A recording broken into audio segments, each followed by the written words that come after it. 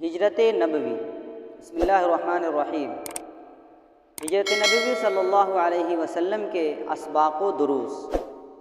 ہجرت کسے کہتے ہیں، ہجرت کی تعریف کیا ہے، اور ہجرت نبوی صلی اللہ علیہ وسلم سے ہمیں کیا کیا پیغام اور کیا کیا سبق ملتا ہے۔ سب سے پہلے ہم جانتے ہیں کہ ہجرت کسے کہتے ہیں۔ ہجرت نبوی ہجری سال 9 کے آغاز میں ہر مسلمان کا ذہن اس تاریخی ہجرت کی طرف مرکوز ہو جاتا ہے جس نے رسول اللہ صلی اللہ علیہ وسلم کی 23 سالہ زندگی دعوتی جد و جہد میں ایک عظیم انقلاب برپا کیا، جو سیاسی، اقتصادی، معاشی اور آفاقی امن و سکون سے لبریز زندگی کا نقطۂ آغاز بنی۔ آج ہم آپ کے سامنے ہجرت کے انہی چند اغراض و مقاصد اور اس کے دروس اور اسباق پیش فرمائیں گے۔ ہجرت کی لغوی اور اصطلاحی تعریف کیا ہے، اس کو بھی جانتے ہیں۔ ہجر کے معنی آتے ہیں ترک کرنا یا چھوڑ دینا، اسی سے ہجرت بنا، جس کے لغوی معنی ہیں کہ ایک جگہ کو چھوڑ کر دوسری جگہ جانا۔ محاورات عامہ میں ہجرت کا لفظ ترک وطن کے لیے بولا جاتا ہے۔ محاورات عامہ میں ہجرت کا لفظ ترک وطن کے لیے بولا جاتا ہے۔ اصطلاح شرع میں دارالکفر سے دارالاسلام کی طرف کوچ کر جانے کو ہجرت کہتے ہیں۔ ملا علی قاری رحمہ اللہ نے شرح مشکات میں فرمایا کہ کسی وطن کو دینی وجوہ کی بنا پر چھوڑ دینا یہ ہجرت میں داخل ہے۔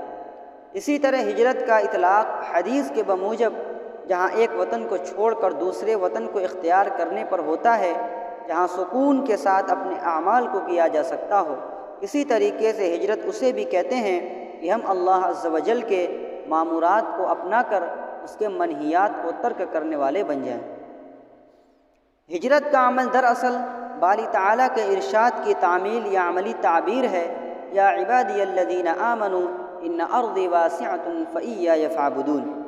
یہ ترغیب ہے کہ ہجرت یعنی اقامت دین کی خاطر ترک وطن کی۔